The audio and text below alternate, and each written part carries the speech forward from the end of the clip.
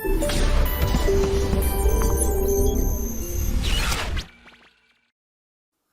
dear all, this is Avinash Kishore, your avian sir, present with the next topic of KTG के बाद अब शुरू करते हैं थर्मोडायनेमिक्स, जो कि हीट 2 का पार्ट है।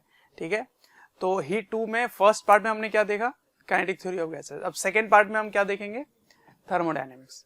तो थर्मोडायनेमिक्स समझते हैं बच्चों क्या होता है। थर्मो का मतलब है energy, okay, this is energy, energy, और डायनेमिक्स का मतलब है मूवमेंट। तो एनर्जी का मूवमेंट किस तरह से होगा, कहां से कहां होगा, तो जो अंडर ऑब्जर्वेशन है उसे बोलेंगे सिस्टम, ठीक है, और इसके अलावा जो भी है उसको बोलेंगे surrounding.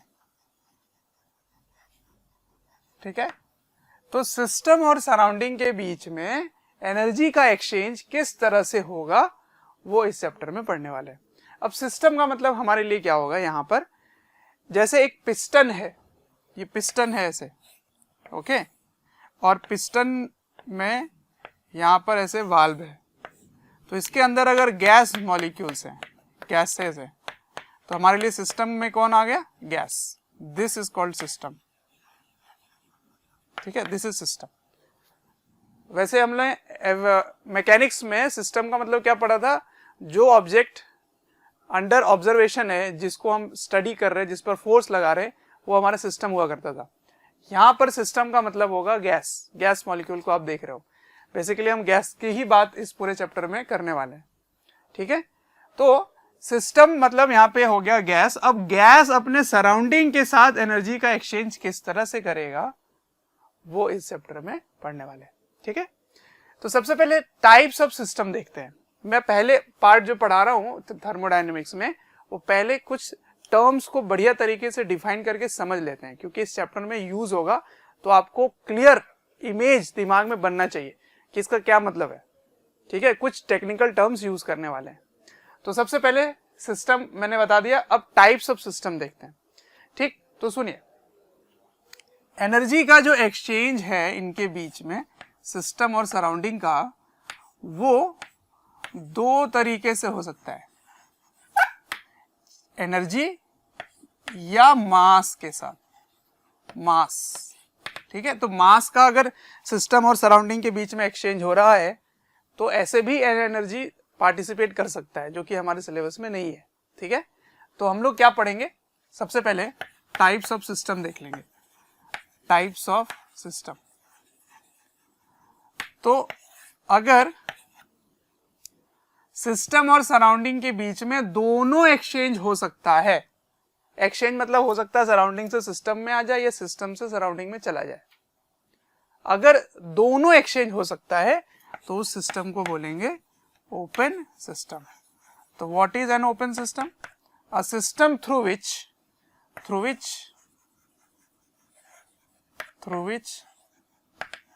Both energy and mass exchange।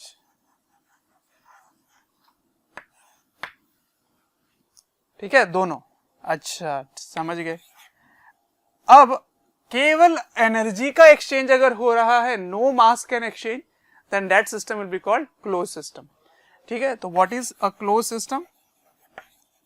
A close system is one through which only energy exchange, only energy exchanges, और अगर कुछ भी एक्सचेंज नहीं हो रहा है तो उसको बोलेंगे आइसोलेटेड सिस्टम। तो what is an isolated system? No exchange, या कुछ भी, nothing can exchange, no exchange between system and surrounding, system and surrounding, कुछ भी एक्सचेंज नहीं हो रहा है, कुछ भी नहीं। कुछ भी का मतलब ना ही एनर्जी ना ही मास। ठीक है, तो हमारे सिलेबस में या जो हम पढ़ने वाले हैं इस चैप्टर में, वो हम क्लोज सिस्टम पढ़ने वाले हैं। ठीक है, मतलब क्लोज सिस्टम का मतलब होगा कि सिर्फ एनर्जी का एक्सचेंज देखेंगे सिस्टम और सराउंडिंग के बीच में, मास का एक्सचेंज नहीं देखेंगे, ना ही दोनों का एक्सचेंज देखेंगे, only energy exchange. It means the scope of our syllabus is confined up to close system. Got it? अब एनर्जी का एक्सचेंज किस तरह से हो सकता है? तो एनर्जी एक्सचेंज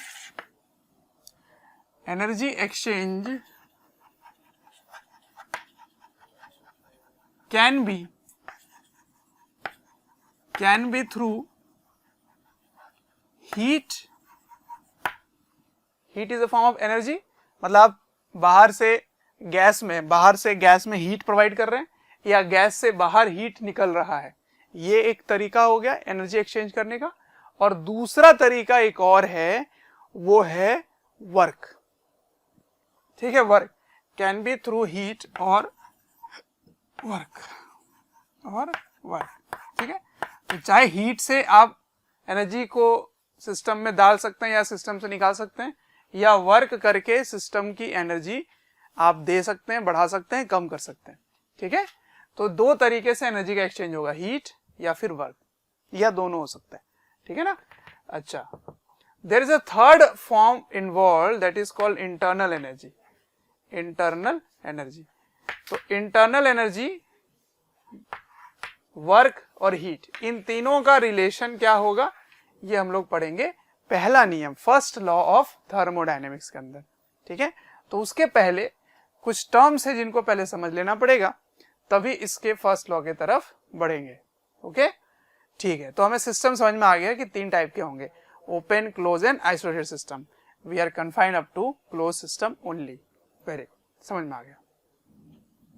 अब सिस्टम को डिफाइन कर लिया हमने, सिस्टम को रिलेट करने के लिए हमें कुछ वेरिएबल की जरूरत पड़ेगी, है ना? ये तो टाइप्स आपने बताया, अब इसको डिफाइन जब हम कर रहे होंगे तो हमें एक वेरिएबल की जरूरत पड़ेगी, ऐसी चीज जो चेंज हो सके। ठीक है, तो उसे कहेंगे थर्मोडायनेमिक्स वेरिएबल। ठीक है, थर्मोडायनेमिक वेरिएबल।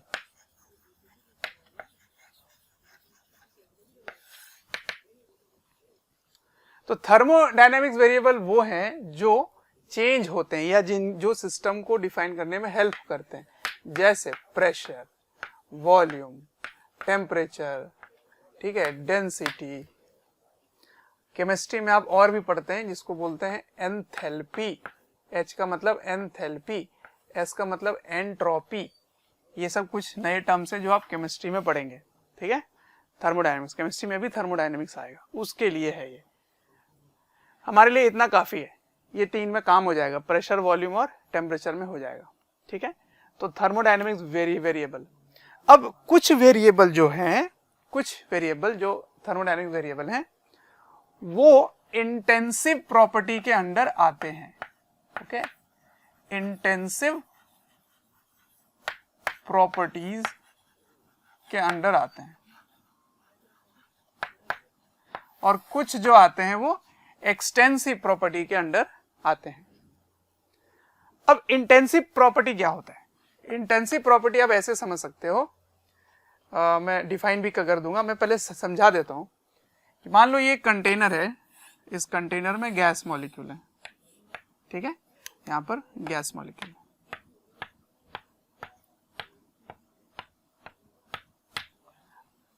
अगर इस गैस मॉलिक्यूल को मैं देखूं तो इसका अभी कुछ प्रेशर P है, इसकी वॉल्यूम कुछ V है, इसका टेम्परेचर कुछ T है। मैं बोलता हूं कि मैंने इतने पोर्शन केवल गैस का ऑब्जर्व किया, इतना पोर्शन केवल गैस का ऑब्जर्व किया, तो क्या इतने गैस मॉलिक्यूल का प्रेशर वही होगा जो पूरे गैस मॉलिक्यूल का प्रेशर है?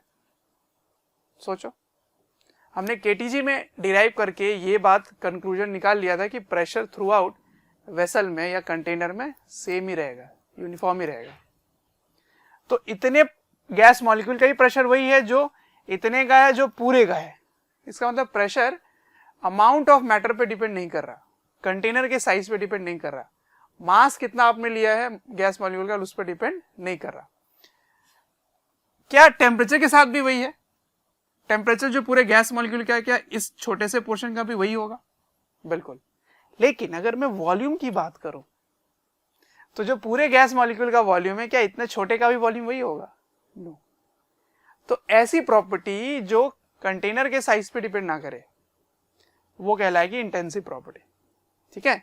और ऐसी प्रॉपर्टी जो कंटेनर के साइज पे या अमाउंट ऑफ या मास ऑफ सिस्टम या गैस पे डिपेंड करे वो कहलाएगा एक्सटेंसिव प्रॉपर्टी, ठीक है। तो इसको मैं यहाँ पे डिफाइन कर देता हूँ, तब तक आप इसको लिख लीजिए। तो मैंने यहाँ लिख दिया है, देखिए इंटेंसिव प्रॉपर्टीज क्या होते हैं। An intensive property is the property of matter that does not change as the amount of matter changes, ठीक है। It is a bulk property which means it is not dependent on the size और mass of sample, ठीक है, इस पर depend नहीं करेगा। तो इसका एग्जाम्पल क्या है? इसका एग्जाम्पल है प्रेशर वॉल्यूम, प्रेशर वॉल्यूम। अब ये बताओ कि डेंसिटी कैसी प्रॉपर्टी होगी?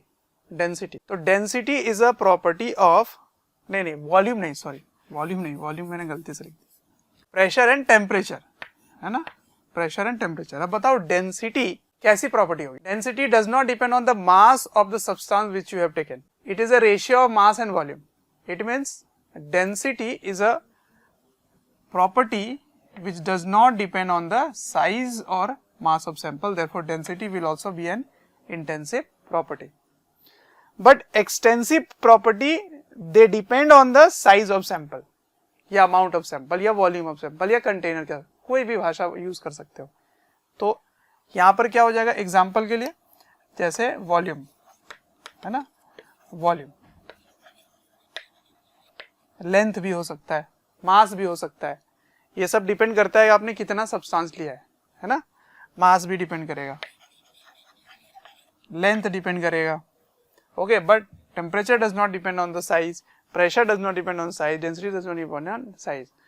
इनके बारे में आप केमिस्ट्री में पढ़ेंगे कि एंट्रोपी क्या है, एंथैल्पी क्या है, ठीक है। हमारे लिए बस ये तीन काफी है, प्रेशर, वॉल्यूम और टेम्परेचर, इतने से फिजिक्स में डिस्कशन हो जाएगी, ठीक है। तो ये हो गई अपनी प्रॉपर्टी। ये क्या है? वेरिएबल। थर्मोडायनेमिक्स वेरिएबल हेल्प करते हैं किसी भी सिस्टम को डिफाइन करने में, ठीक है। अच्छा, अब नेक्स्ट टर्म डिफाइन करेंगे, नेक्स्ट टर्म डिफाइन करेंगे वो है स्टेट। थर्मोडायनेमिक स्टेट क्या होता है? थर्मोडायनेमिक स्टेट, थर्मोडायनेमिक स्टेट को आप इक्वेशन ऑफ स्टेट भी बोल सकते हैं। इक्वेशन ऑफ स्टेट क्या होता है? जो भी आपने थर्मोडायनेमिक्स वेरिएबल डिफाइन किया उनको रिलेट करने वाली जो इक्वेशन होगी उसे कहेंगे थर्मोडायनेमिक स्टेट, है ना, थर्मोडायनेमिक स्टेट या इक्वेशन ऑफ स्टेट। तो an equation which relates thermodynamic, TD लिखने वाला हूं इस पूरे चैप्टर में, TD thermodynamic variable, thermodynamic variables, ठीक है, उनको रिलेट करने वाला इक्वेशन क्या कहलाता है? इक्वेशन ऑफ स्टेट, ठीक है। Equation which relates thermodynamic variable is called equation of state, ठीक है, ये बोलेंगे। जैसे एग्जांपल के लिए ले लें ideal gas equation. Ideal gas equation क्या होता है? PV इक्वल्स टू nRT, ठीक है। तो this is an equation of state, ठीक। एक पर्टिकुलर स्टेट यानी कि कंडीशन, शुरुआत आखिरी, किसी भी जगह पर प्रेशर पता है, वॉल्यूम पता है, तो उसका प्रोडक्ट हमेशा nRT के इक्वल होगा। और T क्या होगा? उस समय उस स्टेट का जो टेम्परेचर होगा इन केल्विन, ठीक है। तो this is a thermodynamic state, it is an equation which relates thermodynamic variable, ठीक है। अब ये जो इक्वेशन है ये हमने पहले वाले चैप्टर में सीखा KTG में, काइनेटिक थ्योरी ऑफ गैसेस में, कि ये एक एक्सपेरिमेंटल इक्वेशन, एक्सपेरिमेंटल लॉ से ये डिराइव होकर आता है, ठीक है। उसमें आपको एक पॉइंट ध्यान रखना होता है कि ये जो कंडीशन है ये होल्ड करेगा under equilibrium, okay, this is true under equilibrium. अब ये इक्विलिब्रियम क्या होता है? इक्विलिब्रियम का मतलब तो हमें पता है मैकेनिक्स में भी, और इस चैप्टर में इक्विलिब्रियम का क्या मतलब होगा वो मैं समझाता हूं आपको। मतलब इसका प्रोडक्ट हमेशा इसके इक्वल रहे, दैट इज कॉल्ड इक्विलिब्रियम। एक एग्जांपल से समझाता हूं आपको।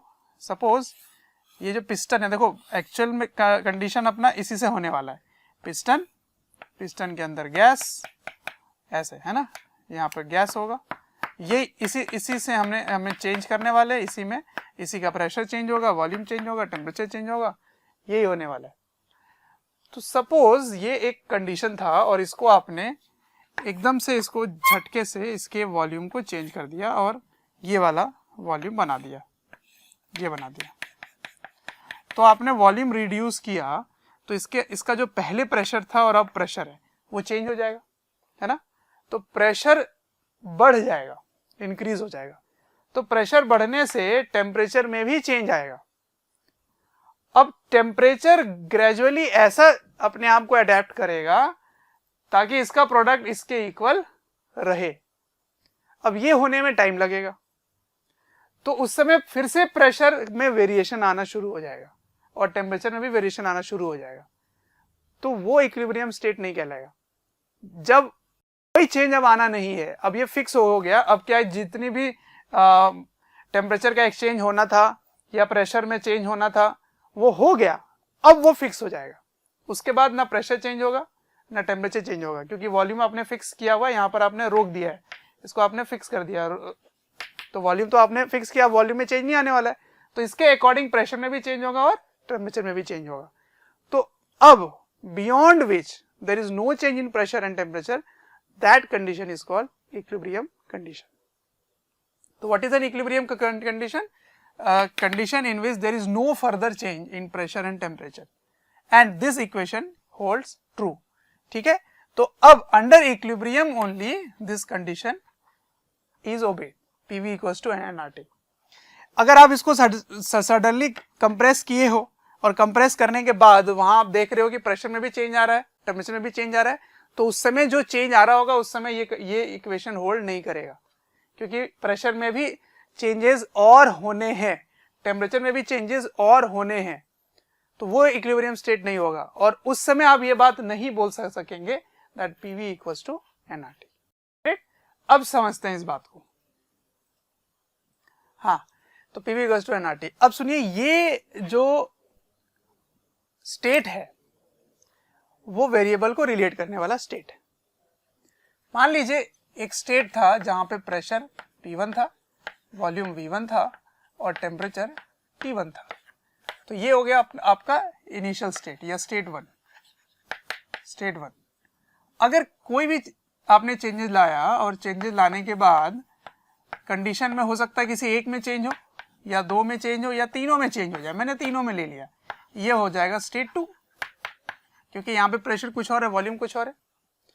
Whenever there is change in the state of a thermodynamic state, yes, whenever there is change in the state of a gas, yes, state of system, we call that there is thermodynamic process।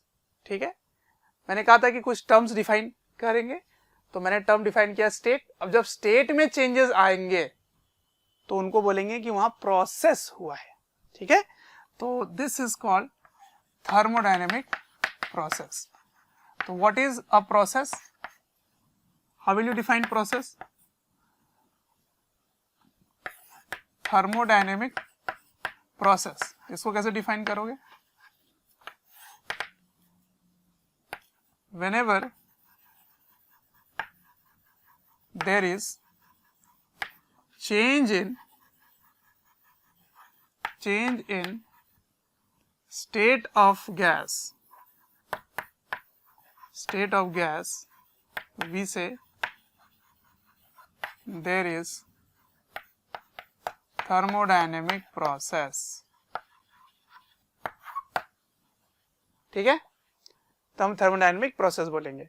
Broadly thermodynamic process को दो category में बांटने वाले हैं, एक reversible process और दूसरा irreversible process।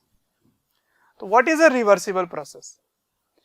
ऐसा प्रोसेस जिसमें मान लो फॉरवर्ड डायरेक्शन में आपका स्टेट 1 आया था, फिर आपने चेंज किया तो स्टेट 2 आया, फिर आपने चेंज किया तो स्टेट 3 आया, फिर आपने चेंज किया तो स्टेट 4 आ गया। अब अगर आप कंडीशन रिवर्स कर देते हैं, कंडीशन को रिवर्स कर रहे हैं, कंडीशन मतलब आपने कैसे स्टेट बनाया, हो सकता है आपने वॉल्यूम में चेंज किया हो सकता है आपने हीटिंग करके टेम्परेचर में चेंज किया हो, और या हो सकता है आपने प्रेशर में चेंज किया हो, तो किसी भी तरीके से आपने ये स्टेट अचीव कर लिया।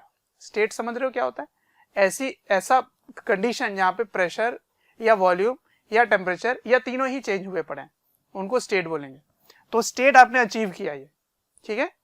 अब अगर वही सारे चीजें आप रिवर्स ऑर्डर में करो और सेम स्टेट आपको मिले, मतलब अब आप वही चेंज ला रहे हो, तो 4 से वो 3 ही कंडीशन पहुंच गया।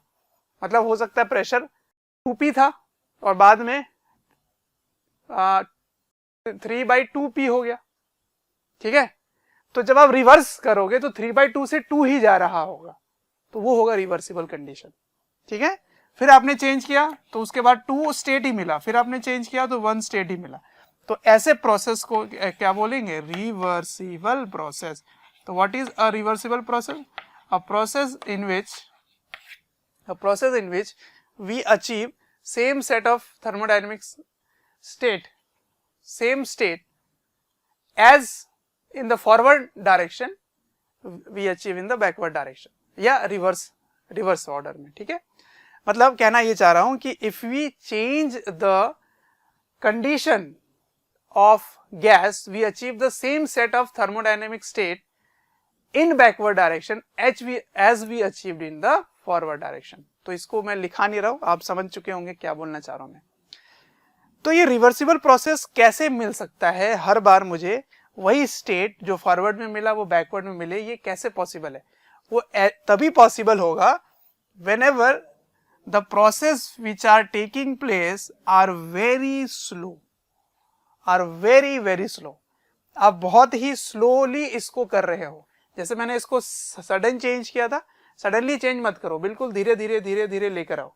तो धीरे धीरे लेकर आओगे तो आप एम्पल टाइम दोगे कि इक्विलिब्रियम अचीवेबल रहे, हमेशा अचीव हो जाए। यानी कि इस समय का प्रेशर, वॉल्यूम और टेम्परेचर तीनों हमेशा इस तरह से रिलेटेड रहेंगे। इस समय का प्रेशर, वॉल्यूम और टेम्परेचर इस तरह से रिलेटेड रहेंगे, मतलब इक्विलिब्रियम एवरी टाइम अचीवेबल रहेगा अंडर रिवर्सिबल प्रोसेस, ठीक है। तो reversible processes are quasi-static process. Quasi-static process का मतलब क्या हुआ? A process which appears to be static is a quasi-static process। मतलब इतना स्लो प्रोसेस हो रहा है, इतना स्लो हो रहा है कि आपको वो ऑलमोस्ट स्टेशनरी नजर आ रहा है। और स्लो क्यों कर रहे हैं? ताकि इक्विलिब्रियम पूरे टाइम अचीव होता रहे, मतलब PV = nRT पूरे टाइम होल्ड करे। समझ रहे बात? तो quasi-static process is it appears to be static means very slow process, ठीक है। so these are reversible process। what is a quasi-static process? it is reversible very slowly। तो जहां भी स्लोली होगा वहां क्या समझोगे? रिवर्सिबल है। जहां भी रिवर्सिबल होगा वहां क्या समझोगे? कि अंडर इक्विलिब्रियम है, और ये इक्वेशन पूरे टाइम होल्ड करेगा। But there is second process which is irreversible. तो इरिवर्सिबल समझ गए होगे क्या होगा? Irreversible is very fast process. आप बहुत मतलब तेज से इसको कर रहे हो, तो आप टाइम नहीं दे रहे हो कि ये इक्विलिब्रियम अचीव हो, मतलब ये इक्वेशन वहां पे होल्ड नहीं करेगा। तो इरिवर्सिबल प्रोसेस में PV = nRT होल्ड नहीं करेगा, ठीक है, क्योंकि आपने उतना समय दिया ही नहीं कि इक्विलिब्रियम अचीव हो सके। तो उसके लिए अलग इक्वेशन है, वेन डर वाल इक्वेशन भी आप पढ़ते हो, रियल गैसेस इक्वेशन होते हैं, है ना। तो वो सब हमारे सिलेबस में नहीं है, मतलब इरिवर्सिबल हमें नहीं पढ़ना, ओनली रिवर्सिबल पढ़ना है। तो इरिवर्सिबल प्रोसेस वो प्रोसेस है कि सेम सेट ऑफ फॉरवर्ड और बैकवर्ड स्टेट नहीं मिलेंगे, ठीक है, ये क्या है, स्टेट है, ये स्टेट है, तो आपको वही same set of state forward में मिला जो बैकवर्ड में मिल रहा है, उसी ऑर्डर में मिल रहा है ना। अगर 1 2 3 4 स्टेट मिला था तो लौटने टाइम 4 3 2 1 स्टेट ही मिलने वाला है। तो समझ में आ गया है आपको कि रिवर्सिबल प्रोसेस क्या है, रिवर्सिबल क्या है, प्रोसेस क्या है, स्टेट क्या है, वेरिएबल क्या है, सिस्टम क्या है, ये सब आपको टर्म समझ में आ चुका होगा। ओके, अब हम पढ़ेंगे types of reversible process. Reversible ही चलेगा पूरे टाइम। तो रिवर्सिबल समझेंगे कैसे, या तो वेरी स्लोली लिखा हो, स्लोली, या क्वासी-स्टैटिक लिखा हो, या अंडर इक्विलिब्रियम लिखा हो। इन तीनों का मतलब एक ही होगा, मतलब हर बार PV = nRT होल्ड करेगा इफ इट इज रिवर्सिबल और if it is very slow process. हमारे सिलेबस में स्लो प्रोसेस ही है, रिवर्सिबल ही है, it means every time PV = nRT will hold. Clear? चलिए, तो अब पढ़ेंगे टाइप्स ऑफ रिवर्सिबल प्रोसेस। मतलब अब प्रोसेस यानी कि स्टेट में चेंज ऐसा हो रहा है, स्टेट में चेंज ऐसा हो रहा है कि हो सकता है कि प्रेशर में कोई चेंज नहीं आया हो, ओनली वॉल्यूम और टेम्परेचर में चेंज आया हो। ठीक है, स्टेट में चेंज ऐसा हो रहा है कि हो सकता है वॉल्यूम में कोई चेंज नहीं आया हो, सिर्फ प्रेशर और टेम्परेचर में चेंज आया हो। प्रोसेस ऐसा हो सकता है कि जब स्टेट में चेंज आया तो टेम्परेचर में कोई चेंज ना आया हो, सिर्फ प्रेशर और वॉल्यूम में ही चेंज आया हो, या फिर इस तरह से चेंज आया हो कि इनमें एक रिलेशन होल्ड हमेशा करता है। तो अब मैं पढ़ाऊंगा आपको कि टाइप्स ऑफ रिवर्सिबल प्रोसेस जिसमें इनमें से कोई एक वेरिएबल हमेशा कांस्टेंट रहेगी, है ना, कोई एक वेरिएबल कांस्टेंट रहेगी, तब स्टेट में चेंज आने पर उस प्रोसेस का स्पेशल नाम होने वाला है। ओके, तो let us start with types of reversible process. Okay, चलिए तो इसको कॉपी कर लीजिए। तो बच्चों शुरू करते हैं थर्मोडायनेमिक प्रोसेसेस, जो कि डिफरेंट टाइप्स ऑफ रिवर्सिबल ही है, डिफरेंट टाइप्स ऑफ प्रोसेस जो रिवर्सिबल ही है ना। रिवर्सिबल आप समझ रहे होंगे, रिवर्सिबल का ही काम कर रहे हैं। ओके, अब समझिए, सबसे पहला आइसोथर्मल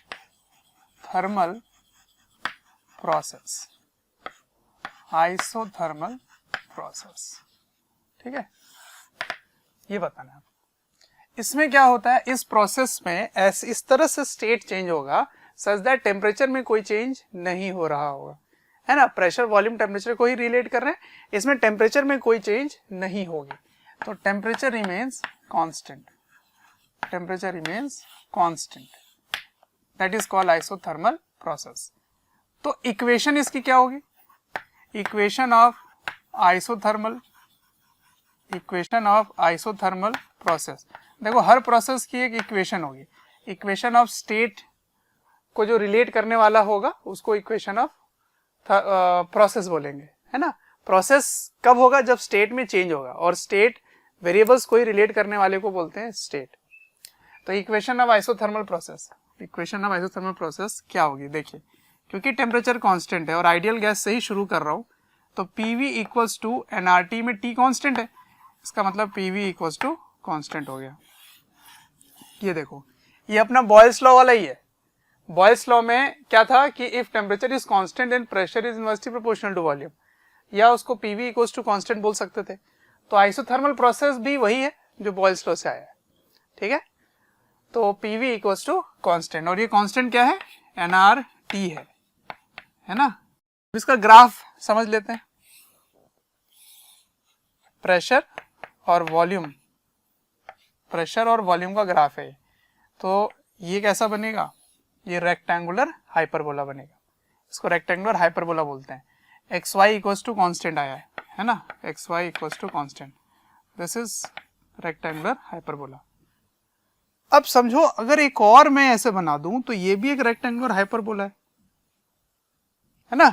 एक और इसमें बना दूं ऐसे, तो ये भी एक रेक्टेंगुलर हाइपरबोला है।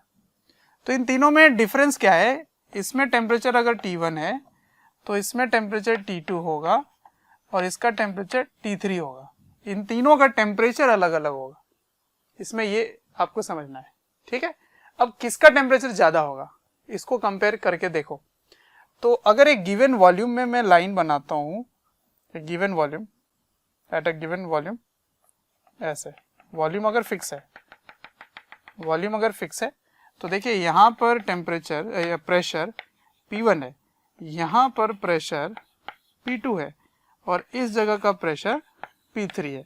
तो किसका प्रेशर ज़्यादा है? 3 का प्रेशर ज़्यादा है 2 से, 2 का प्रेशर ज़्यादा है 1 से। तो यहाँ पे आप कह सकते हो कि एज एट गिवन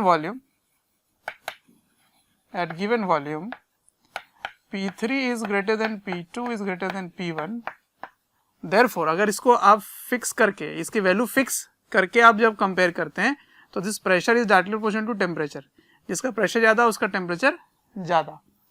तो आप कह सकते हो कि T3 is greater than T2 is greater than T1। इसको आप अपने अंडरस्टैंडिंग से ऐसे भी याद रख सकते हैं कि ओरिजिन से जितना दूर जाओगे टेम्परेचर उतना ही ज़्यादा होगा, ओरिजिन से जितना दूर जाओगे टेम्परेचर ज़्यादा होगा। ठीक है, तो अगर दो कर्व को कंपेयर करो, दो हाइपरबोलिक कर्व को कंपेयर करो तो कंपैरिजन के टाइम आप टेम्परेचर कंपेयर कर सकते हो। तो टेम्परेचर एक का ज़्यादा होगा अगर प्रेशर ज़्यादा है, तो मतलब ओरिजिन से जितना दूर होगा उसका टेम्परेचर उससे उतना ही ज़्यादा होगा। ऑल्दो इस पूरे कर्व में टेम्परेचर कांस्टेंट है, इसमें टेम्परेचर T1 है, इस पूरे रास्ते में आओगे तो टेम्परेचर T2 है, इस रास्ते में आओगे तो टेम्परेचर पूरे में T3 है, लेकिन इन तीनों यहाँ से जितना दूर जाओगे टेम्परेचर का वेरिएशन दिखेगा। तो क्या ये आइसोथर्मल कर्व है? हाँ। क्या ये आइसोथर्मल है? हाँ। क्या ये आइसोथर्मल है? हाँ। तीनों ही आइसोथर्मल है, लेकिन तीनों का टेम्परेचर डिफरेंट है। ठीक है, तो ये हो गया आइसोथर्मल प्रोसेस। अब second process is isobaric process. What is N isobaric process? देखो इसमें बार लिखा हुआ है ना, और bar is a unit of pressure, और आइसो है मतलब सेम है, तो सेम प्रेशर होगा, मतलब प्रेशर इज कांस्टेंट। यहाँ पर प्रेशर कांस्टेंट मिलेगा आपको। ठीक है, तो इसकी इक्वेशन क्या होगी बताओ बच्चों?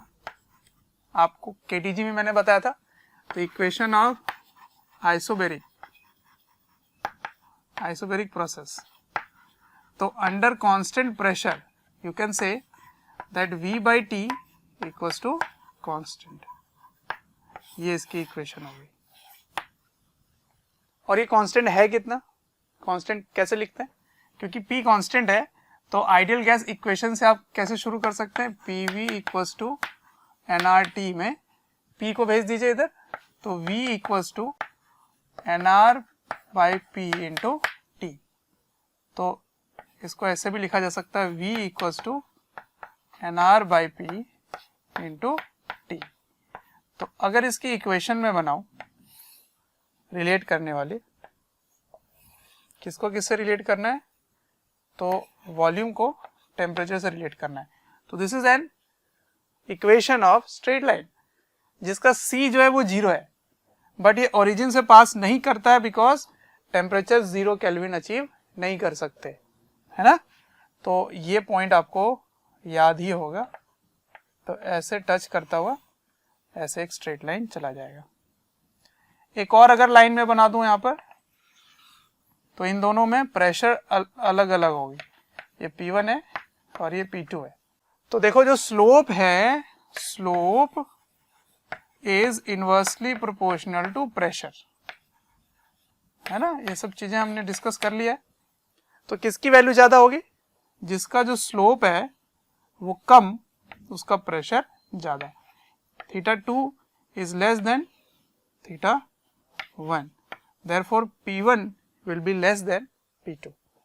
ठीक है, तो यहाँ पे बोल सकते हो P1 is less than P2 as θ1 is greater than θ2। Clear है? तो ये हो गई बात। अब नेक्स्ट जो डिस्कशन है इसमें वॉल्यूम कांस्टेंट है, आइसोकोरिक प्रोसेस।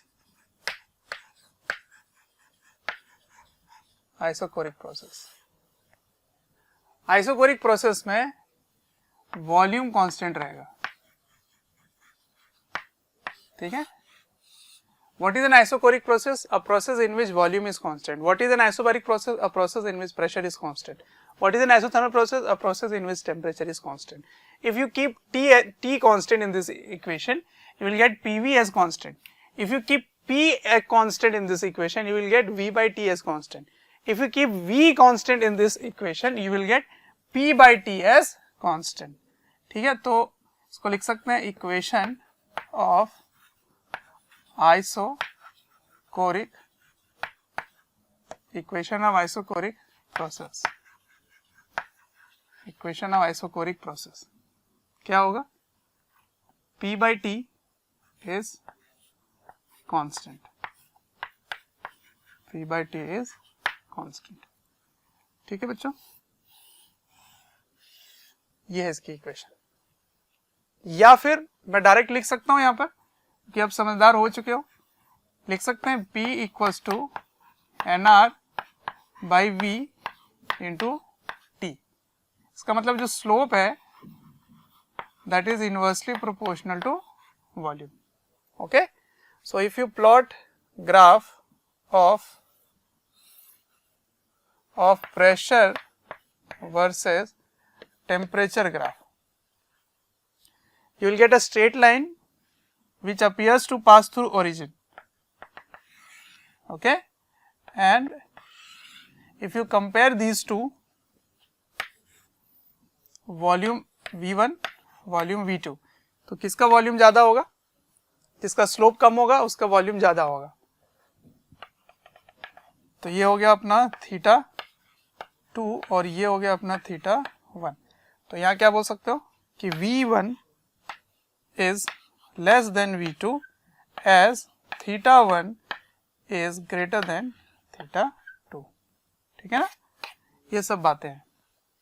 यहाँ पे ये केल्विन में होना चाहिए, ये बहुत इंपॉर्टेंट है, इन केल्विन. तो ये भी इन केल्विन होना चाहिए. ठीक है बच्चों, अगर ये डिग्री सेल्सियस में है तो ओरिजिन से पास हो सकता है. ठीक है, क्योंकि 0 केल्विन यानी कि -273 टच नहीं होना चाहिए. ओके, तो ये 3 प्रोसेस तो हमने तब भी सुना केटीजी में, ऐसा इक्वेशन दूसरे ढंग से हमने पढ़ा था. But there is a fourth process which is new to us, which we will start, that is adiabatic process. अब उसमें क्या कांस्टेंट होगा? उसमें हीट कांस्टेंट रहेगा, है ना. उस सिस्टम के अंदर जो हीट है वो कांस्टेंट रहेगी. सिस्टम में ये सारी चीजें कांस्टेंट थी. उस गैस का टेम्परेचर कांस्टेंट रहा तो उसको आइसोथर्मल प्रोसेस बोलेंगे. अगर उस गैस का प्रेशर कांस्टेंट रहा तो उसको आइसोबैरिक प्रोसेस बोलेंगे. अगर उस गैस का वॉल्यूम कांस्टेंट रहा तो उसको आइसोकोरिक प्रोसेस बोलेंगे. Now there is a fourth process if heat remain constant in that system, and if you change the state of the gas, keeping heat of the system as constant, then the process which we get is called adiabatic process. ठीक है, तो वो बहुत important part है इस chapter का. तो उसकी इक्वेशन देखते हैं क्या आता है. So next is adiabatic process. Adiabatic process में हीट सिस्टम की कांस्टेंट रहेगी, Q इज कांस्टेंट. ठीक है, इसका मतलब there is no exchange of heat, delta Q is 0. There is no exchange of heat between system and surrounding. Okay, heat remains constant. तो इसकी equation जो है, equation of adiabatic process is PV के power में gamma is constant. अब आपके दिमाग में एक डाउट आ रहा होगा, ये कैसे आ गया सर, ये वाली इक्वेशन कहाँ से आ गई? तो ये इक्वेशन मैं डिराइव करके दिखाऊंगा, लेकिन अभी नहीं. जब आप थर्मोडायनेमिक्स का फर्स्ट नियम जान लेंगे, फर्स्ट लॉ जान लेंगे, तब मैं डिराइव करके दिखाऊंगा आपको. तो अभी बस इक्वेशन मैंने लिख दिया है, इसको आप इक्वेशन मानकर आगे प्रोसीड कीजिए. ठीक है, फिर इसको डिराइव करके दिखाऊंगा आपको बाद में. तो इक्वेशन ऑफ एडियाबैटिक प्रोसेस क्या होता है? PV के पावर में गामा इज कांस्टेंट.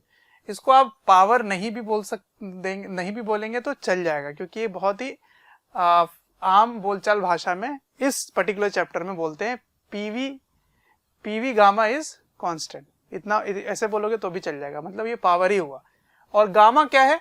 गामा अपना वही है जो आपने KTG में पढ़ा था, where gamma is the ratio of Cp by Cv। Cp का मतलब पता ही है, molar specific heat capacity at constant pressure, और Cv का मतलब molar specific heat capacity at constant volume. ठीक है, तो ये टेबल अब आपको जरूरत पड़ेगी जो हमने पीछे सीख रखा था, है ना। मोनोएटॉमिक का गामा कितना है, डायटोमिक का गामा कितना है, उसकी जरूरत यहाँ पे पड़ेगी।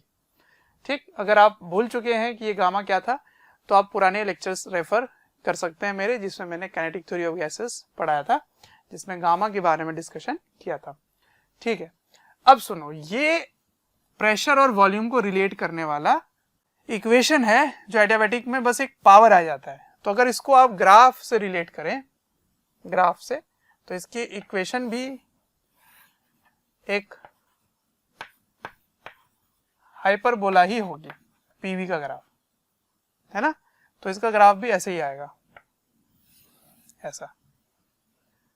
अब एक डाउट पैदा हो सकता है कि सर आइसोथर्मल का भी ग्राफ ऐसे ही था और एडियाबैटिक का भी ऐसा ही आ रहा है, क्योंकि गामा इज मोर देन 1 होता है ना, as gamma is greater than 1 होता है।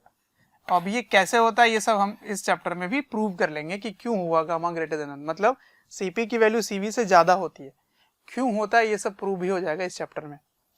तो अगर ये 1 से ज्यादा है, तो ये वाली वैल्यू 1 से ज्यादा है, तो pressure is inversely proportional to volume, जो कि 1 से ज्यादा है, मतलब वो इसको आप बढ़ाओगे तो ये कम होगा। तो yes, it has to be hyperbola. तो अगर ये हाइपरबोलिक है तो आइसोथर्मल और एडियाबैटिक में डिफरेंस कैसे पता कर पाएंगे अगर आप सेम ही ग्राफ दोनों का बनाओ तो, मतलब P और V पे प्लॉट करो एडियाबैटिक को और आइसोथर्मल को, तो उनको डिस्टिंग्विश कैसे करेंगे। उसके लिए मैं आपको सिखा देता हूं कि स्लोप से डिस्टिंग्विश करेंगे। Okay, so next which we have to understand is slope of isothermal, तो आइसोथर्मल प्रोसेस को आइसोथर्म्स बोलते हैं, एंड एडियाबैटिक प्रोसेस। इनके स्लोप को देख लो, स्लोप से फिर आप कंपेयर कर सकते हैं। देखिए आइसोथर्मल का, अगर आइसोथर्मल का स्लोप की बात करें तो आइसोथर्मल प्रोसेस की इक्वेशन क्या होती है, PV इक्वल्स टू कांस्टेंट। आप स्लोप किसका निकालना चाह रहे हैं, PV का।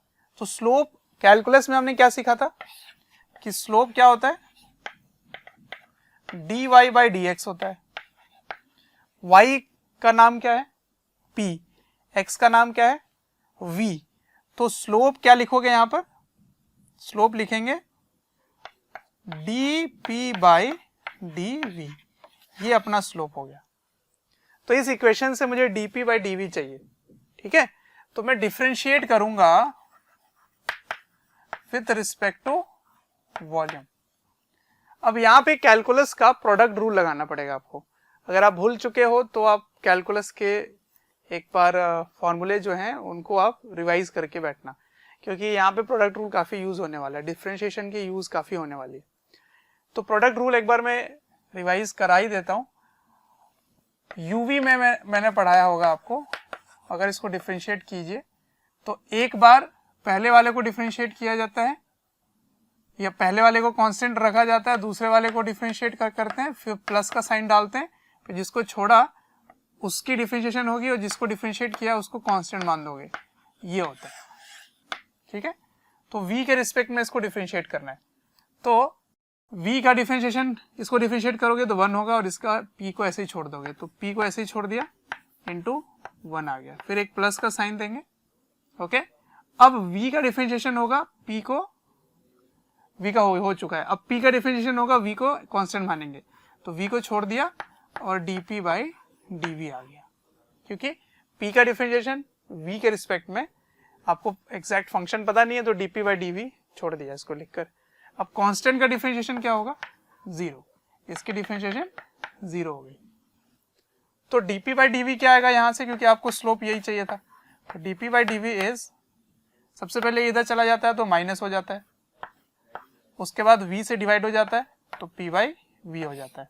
तो स्लोप क्या आ रहा है, स्लोप ऑफ आइसोथर्मल है, ये slope of isothermal is minus p by v। इसका मतलब स्लोप नेगेटिव होगा और किसी भी समय पे जो प्रेशर और वॉल्यूम है उसका रेशियो के बराबर होगा।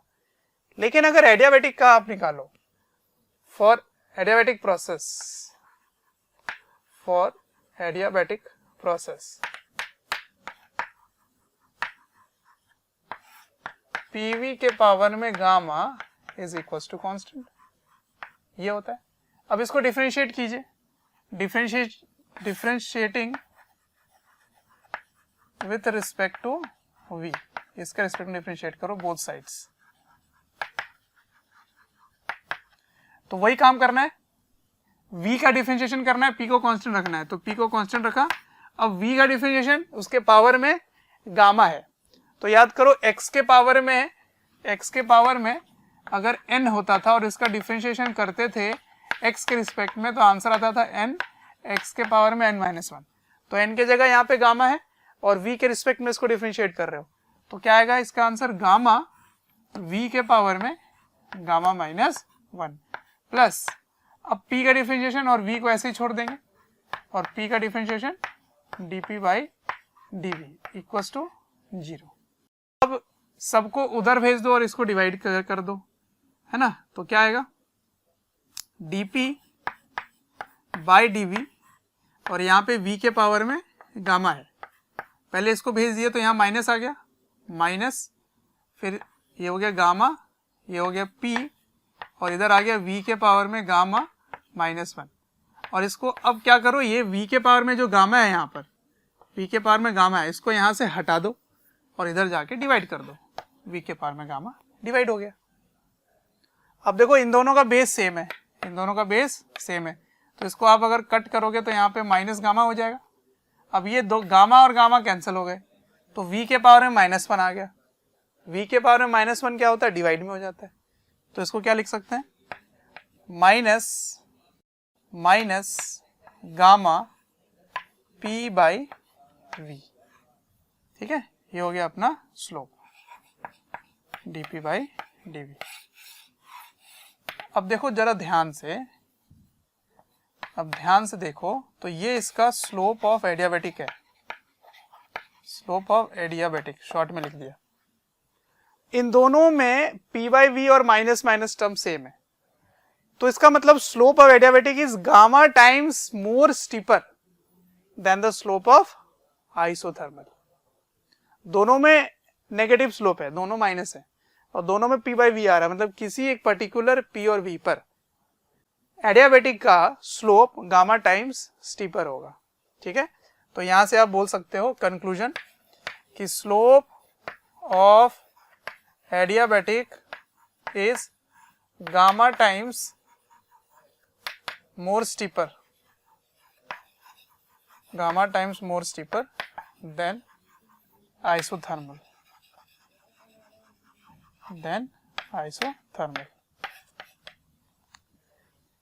अब इसको अगर ग्राफ वाइज देखा जाए, तो ग्राफ वाइज आप क्या बोल सकते हैं, देखिए अगर पीवी में सेम इनिशियल कंडीशन है दोनों के, तो एक का स्लोप ज्यादा होगा और एक का स्लोप कम होगा पीवी के एक्सिस में, ओके।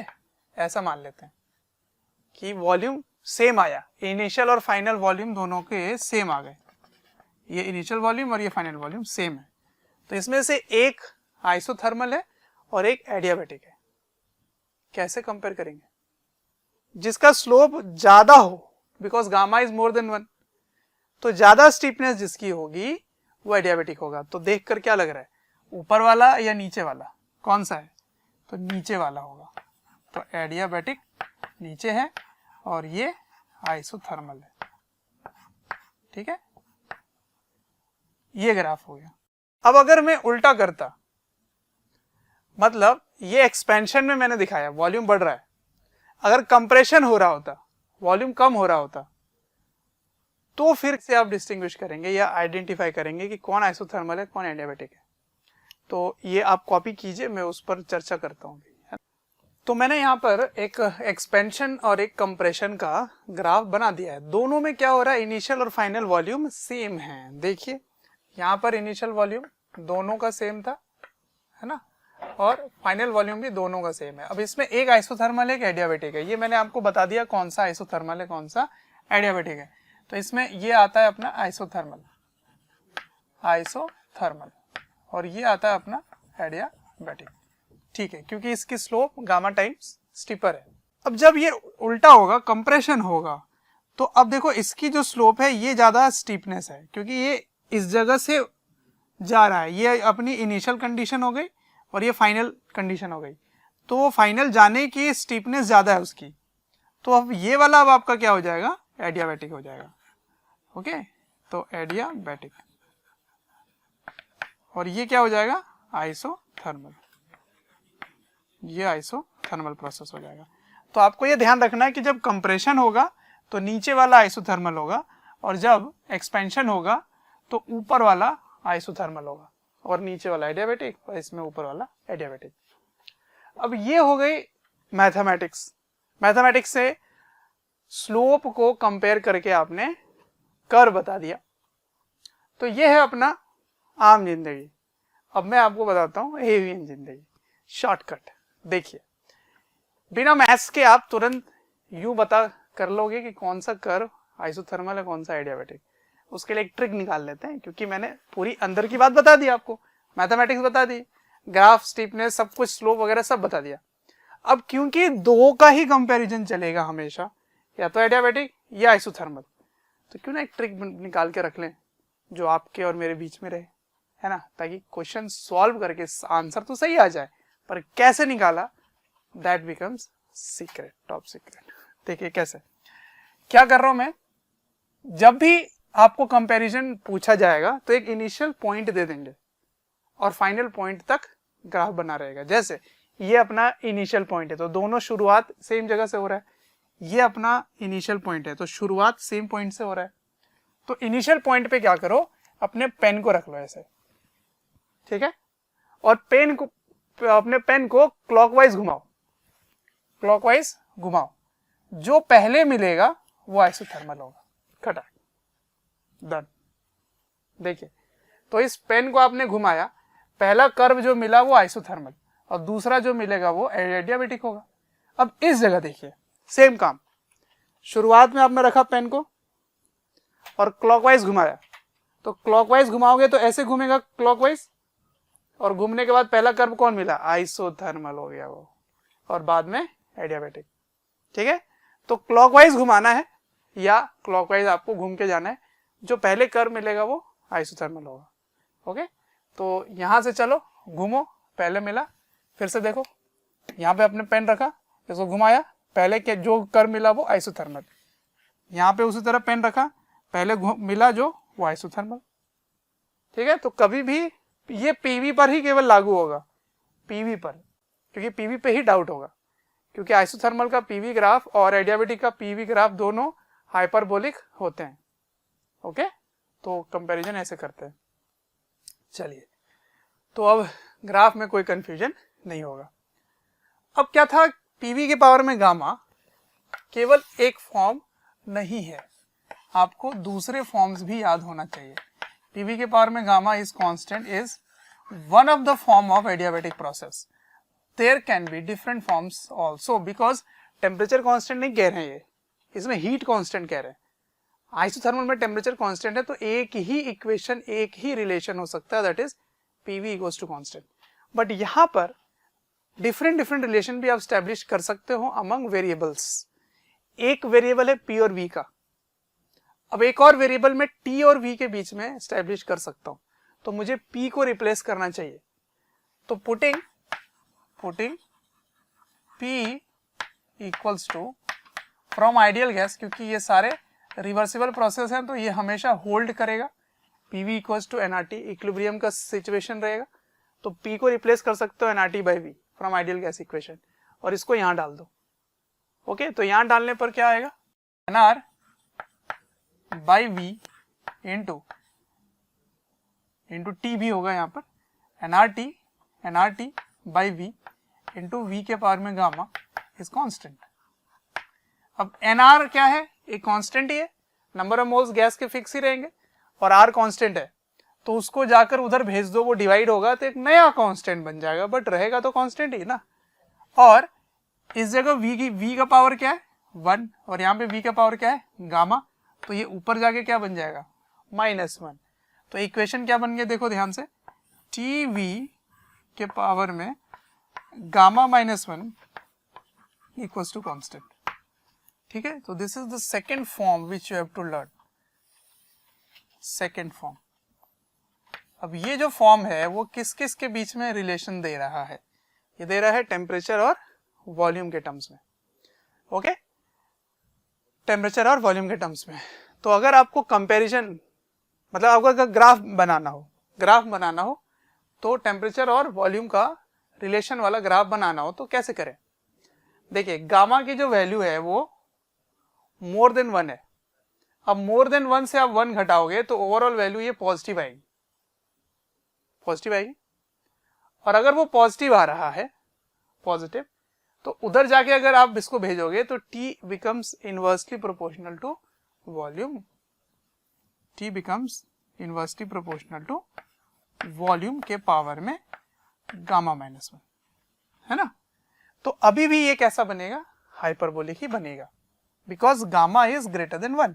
तो अगर ये ग्रेटर देन 1 है तो ये पॉजिटिव नंबर है, दिस इज पॉजिटिव, और अगर पॉजिटिव है पावर में तो डिनोमिनेटर में ही रहेगा, करेक्ट।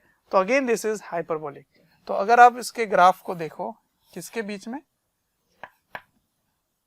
T वर्सेस V, तो वो भी ऐसा ही बनेगा, T वर्सेस V। ओके, तो ये टीवी का ग्राफ हो गया।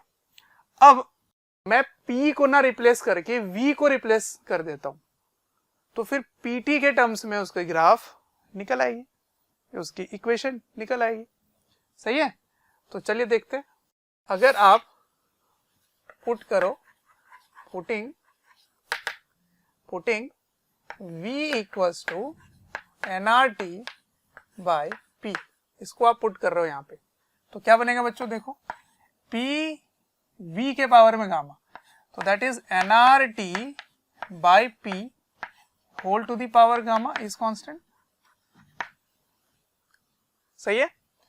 अब ये देखो P इसके पावर में भी गामा आएगा, तो यहां जाके क्या बन जाएगा, पावर में 1 माइनस गामा बन जाएगा, और ये पूरा का पूरा टर्म क्या बन गया, nr के पावर में gamma which is a constant term, और ये कांस्टेंट को उधर डिवाइड करोगे तो फिर से एक नया कांस्टेंट बनेगा, तो इस जगह क्या रह गया, केवल t के पावर में गामा इज कांस्टेंट, ये बन गया। तो इसको इस तरह से याद रख सकते हो, या फिर इसका जो पावर है उतने का रूट ले लो, ताकि इसकी जो पावर है वो 1 हो जाए। तो आपको इधर भी लेना होगा और इधर भी लेना होगा, तो फिर से एक नया कांस्टेंट बनेगा, बट कांस्टेंट ही रहेगा। तो इसकी इक्वेशन लेकिन कैसे लिख सकते हो, P T पहले था गामा, और आपने रूट जो है वो 1 माइनस गामा का रूट ले लिया। रूट का मतलब क्या होता है, 1 बाई उतना टाइम्स से पावर को मल्टीप्लाई कर दो, वही रूट होता है। जैसे याद करो 4 का स्क्वायर रूट लेना है, इसका मतलब 4 के पावर में 1/2 करना है ना, स्क्वायर रूट कर रहे हो तो पावर 1/2 कर रहे हो, दैट इज 2 के पावर में 2 इंटू हाफ कर रहे हो। तो मैं अगर 1 बाई गामा का रूट लेना चाहता हूं तो whole to the power 1 by gamma मुझे करना चाहिए, तो ये कट के 1 हो जाएगा, और ये कट के gamma divided by 1 minus gamma हो जाएगा, इंटू कॉन्स्टेंट हो जाएगा। ठीक है, तो इसको इस तरह से भी आपको याद रखना पड़ेगा। तो ये हो गया थर्ड फॉर्म। मैं बोलूंगा इसको याद रखो, इसको नहीं, इसको रखो, क्योंकि इसमें P का पावर 1 है ना, तो ऐसे आप इसको रिलेट करते हैं। अब इसमें एक दिक्कत है कि गामा 1 से ज्यादा होता है, अब आप 1 से माइनस करोगे तो ये नेगेटिव हो जाएगा, है ना, नेगेटिव हो जाएगा। तो जब ये उधर जाएगा, डिपेंडेंसी आप देखोगे तो P becomes directly proportional to T to the power minus, है ना, तो ऊपर आ जाएगा ये, तो गामा बाई गामा माइनस 1 हो जाएगा, ठीक है, ऐसे डिपेंडेंसी हो जाएगी। तो ये जो पावर है ये अब पॉजिटिव होगा, तो इसका मतलब ये हाइपरबोलिक नहीं होगा, अब ये पैराबोलिक हो जाएगा। ओके, ये पैराबोलिक हो जाएगा और ये हाइपरबोलिक होगा। इसका मतलब अब अगर ग्राफ आप बनाएं, पीटी का ग्राफ, पीटी का ग्राफ, तो ये कुछ ऐसा बनेगा, ऐसा। ओके, अगर इस तरह से आप ला रहे हो तो इस तरह से ग्राफ बनेगा। समझ आ रहा है? तो सारे ग्राफ बहुत इंपॉर्टेंट है, उनको एक जगह समराइज करके अपन लिखने वाले हैं। तो ये अपना एडियाबेटिक का ग्राफ हो गया, और एडियाबेटिक प्रोसेस बहुत इंपॉर्टेंट है और थोड़ा कंफ्यूजिंग भी है। तो आपको तीनों ही फॉर्म मैं यहाँ समराइज करके लिख देता हूँ, जिसको आपको याद रखना है। ये हटा देता हूँ, इसका कोई काम नहीं है। तीनों ही फॉर्म एडियाबेटिक के मैं लिख देता हूँ। Adiabatic process, okay, equation of adiabatic process, equation of adiabatic process. Number 1, PV के पावर में gamma equals to constant. Number 2, PV gamma minus 1 equals to constant. Number 3, PT gamma 1 minus gamma equals to constant. तो ये अपना 3 form हो गया, ठीक है। इसमें ना प्रेशर कांस्टेंट है, ना टेम्परेचर कांस्टेंट है, ना वॉल्यूम कांस्टेंट है, तीनों ही कांस्टेंट नहीं है। इसमें है क्या कांस्टेंट? हीट कांस्टेंट है, मतलब change in the heat, delta Q is 0। तो हीट में चेंज नहीं आया, और तब आप अगर प्रेशर चेंज कर रहे हो तो इस तरह चेंज होगा, वॉल्यूम में इस तरह डिपेंडेंसी होगी। Where gamma, you know gamma क्या होगा? Gamma is the ratio of CP and CV. ये हो गया अपना कंप्लीट कंक्लूजन, मैंने यहाँ पर बता दिया आपको, ठीक है। तो ये हो गई एडियाबेटिक प्रोसेस की कहानी। तो हमने कितने सारे प्रोसेस पढ़ लिए? आइसोथर्मल, जिसमें टेम्परेचर कांस्टेंट होता है और उसकी इक्वेशन होती है पीवी इक्वल्स टू कांस्टेंट। फिर हमने पढ़ा आइसोबारिक, जिसमें प्रेशर कांस्टेंट होता है और उसकी इक्वेशन होती है V by T is constant. उसके बाद हमने पढ़ा आइसोकोरिक, जिसमें वॉल्यूम कांस्टेंट होता है और उसकी इक्वेशन होती है P by T is constant. And then the fourth process which we learn is adiabatic process, उसमें हीट कांस्टेंट होता है और उसकी इक्वेशन होती है पीवी के पावर में gamma is constant, TV gamma minus 1 is constant, PT gamma 1 minus gamma is constant. तो आपको फिंगर टिप्स में सारे इक्वेशन याद होने चाहिए और उनको ग्राफ भी आपको सही तरीके से पता होना चाहिए, ठीक। और इसका स्लोप भी पता होना चाहिए कि किसका स्लोप किस ज्यादा होता है। एडियाबेटिक का स्लोप जो होता है वो गामा टाइम ज्यादा होता है एज कम्पेयर टू आइसोथर्मल, और दोनों की नेगेटिव ही होती है। चलिए, तो ये सारी बातें हो गई, और स्लोप होता कितना है? Minus P by V. चलिए, तो ये सब समराइज कर दिया मैंने। अब देखिए, ऐसे नहीं कि 4 प्रोसेस ही होते हैं, इसके अलावा भी प्रोसेस हो सकता है आप इस तरह चेंज करो कि प्रेशर और टेम्परेचर पे ऐसे डिपेंडेंसी हो, टेम्परेचर या वॉल्यूम पे ऐसा डिपेंडेंसी हो, तो हाइपोथेटिकली कोई भी क्रिएट कर किया जा सकता है। ये एक स्टैंडर्ड 4 प्रोसेसेस है जिनकी इक्वेशन आपको एक मतलब पहले जो हमने काइनेटिक थ्योरी ऑफ गैसेस में पढ़ा था उससे डिराइव करके एक्सपेरिमेंटली बनाया गया है। ऑल्दो आप कोई भी आप खुद से क्रिएट करके प्रोसेस कर सकते हो।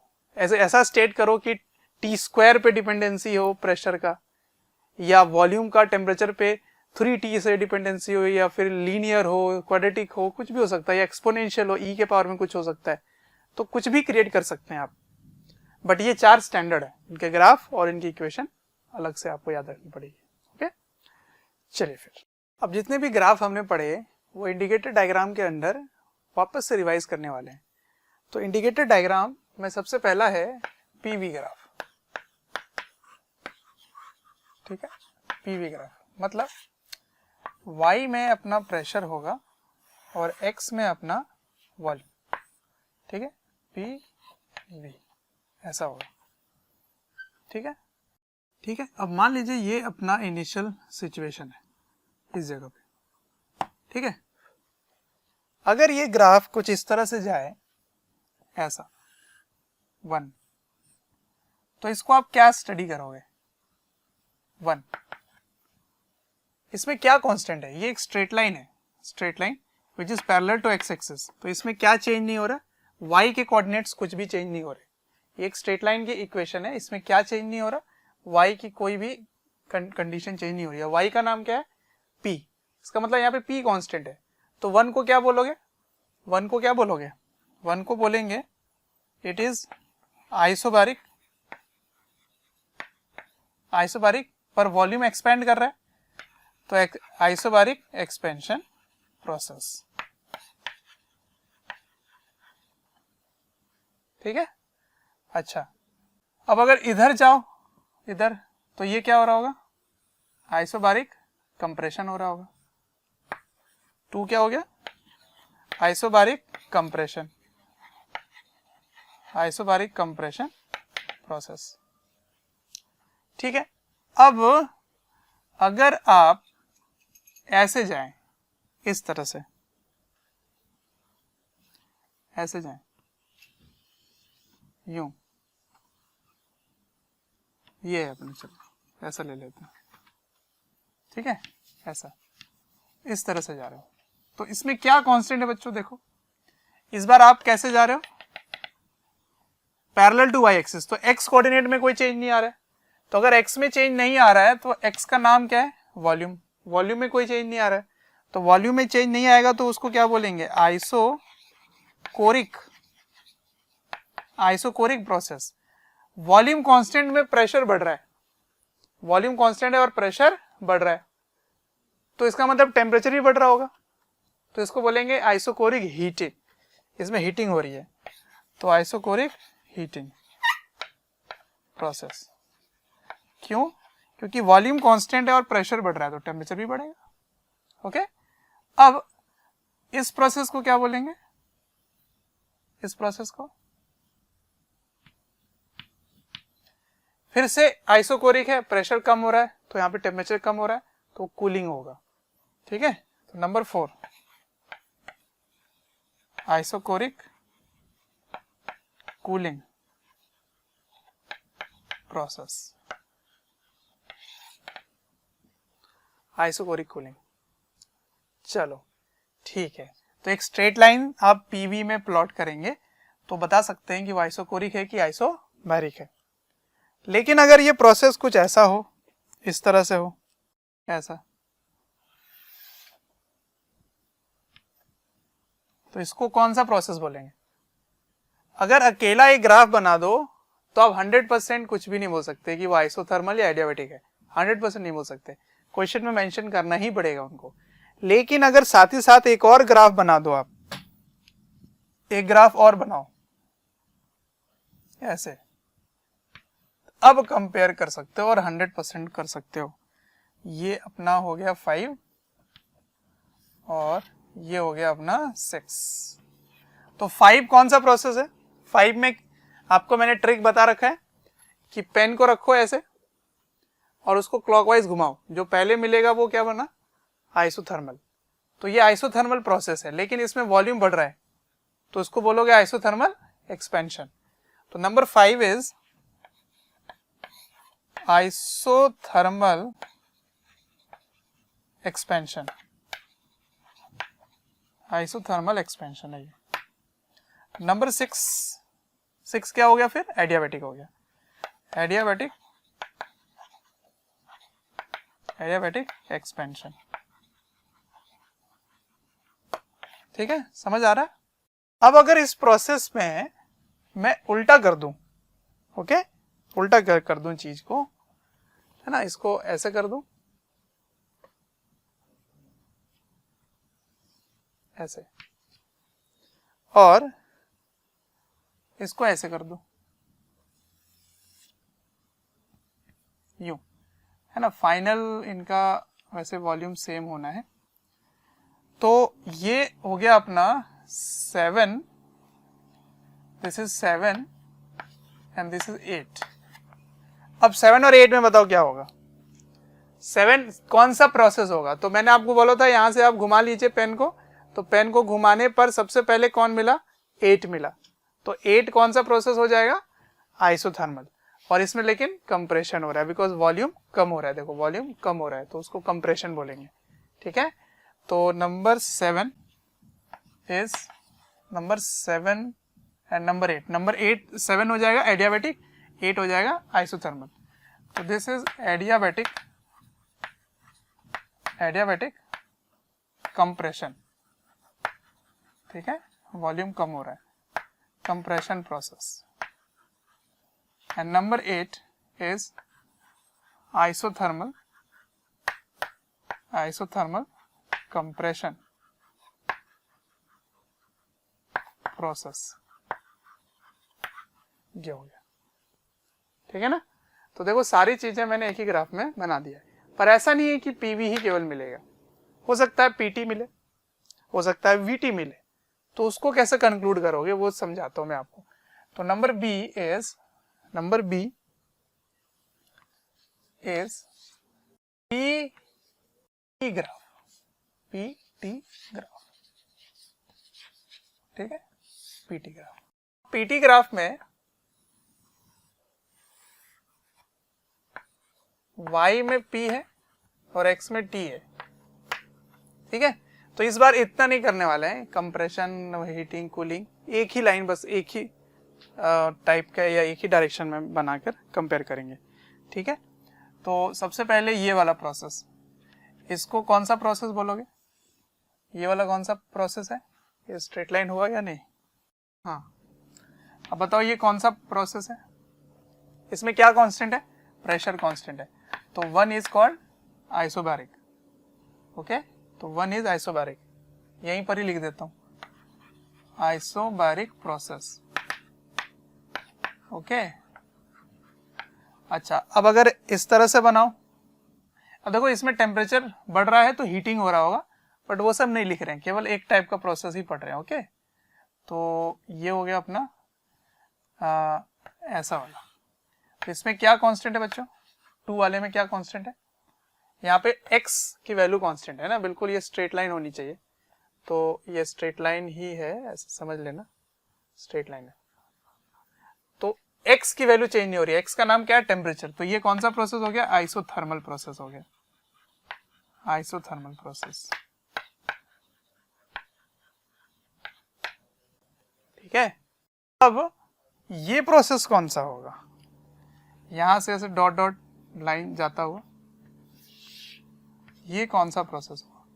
नंबर 3, ये कौन सा प्रोसेस है? तो पीटी में अगर यहां से एक स्ट्रेट लाइन जाता है तो वो होता है आइसोकोरिक, है ना। तो इसको लिखोगे आइसोकोरिक प्रोसेस, आइसोकोरिक प्रोसेस, ठीक है। अब आ गया पीटी। पीटी में आपको एडियाबैटिक दिखाना है, तो एडियाबैटिक पीटी में कैसा होगा? अब वो हाइपरबोलिक नहीं होगा, क्योंकि P T gamma 1 minus gamma, और 1 minus gamma is a negative term, तो उधर जाके डिनोमिनेटर में नहीं होगा, वो न्यूमरेटर में होगा, तो डायरेक्टली प्रोपोर्शनल जैसा हो जाएगा। तो अगर इसको आप प्लॉट करें तो ये ऐसा बनेगा कुछ, है ना, मैंने वैसे बना रखा है ऑलरेडी, तो ऐसे बोल सकते हो इस तरह से। तो ये अपना आ गया एडियाबैटिक प्रोसेस, शॉर्ट में लिख दिया, ठीक है। ये पीटी ग्राफ हो गया। अब अगर मैं तीसरा टाइप का मैं बना दूं यहीं पर ही, वीटी ग्राफ। कौन सा ग्राफ? VT graph, okay. तो वीटी ग्राफ में एक्स एक्सिस और वाई एक्सिस में y में v है, x में t है, ओके। तो फिर से शुरू हो जाए। तो ऐसे ये कौन सा प्रोसेस होगा बच्चों? इसमें वॉल्यूम कांस्टेंट है, आइसोकोरिक प्रोसेस होगा। ये कौन सा प्रोसेस होगा?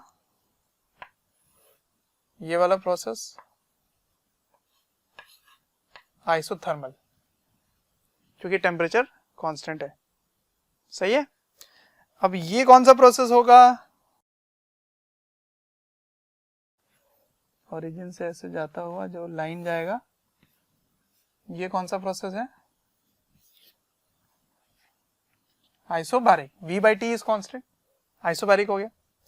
और Vt का Tv के पावर में गामा माइनस 1 इज कांस्टेंट, ये एडियाबेटिक होता है, इसमें ये एडियाबेटिक था, तो ये चीज पॉजिटिव है, इसका मतलब वो डिनोमिनेटर में जाएगा तो वो हाइपरबोलिक बनेगा। तो हाइपरबोलिक ग्राफ अगर बने ऐसा, तो ये कौन सा प्रोसेस है, एडियाबेटिक प्रोसेस, करेक्ट। तो मैं सारी चीजें यहां पे लिख देता हूं। नंबर वन इज क्या कांस्टेंट है इसमें, वॉल्यूम कांस्टेंट है, तो isochoric process, okay. Number two कैसा है, टेम्परेचर कांस्टेंट है, तो यहां लिखोगे आइसोथर्मल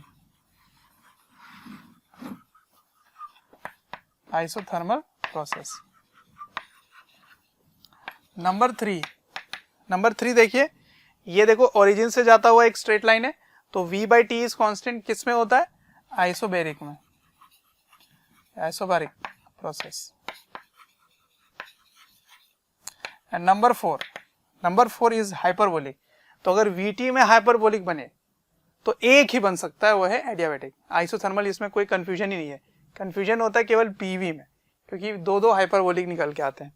तो 4 हो गया अपना एडियाबेटिक प्रोसेस, ओके। यहां भी लिख दूं क्या, इधर जगह मैं लिख देता हूं ताकि हौच-पौच ना हो। 1 कौन सा प्रोसेस था, देखो यहाँ पे प्रेशर कांस्टेंट है, तो आइसोबैरिक प्रोसेस।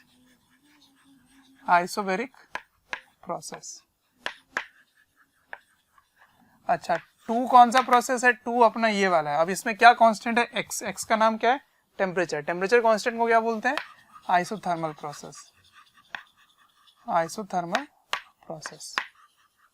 ठीक है।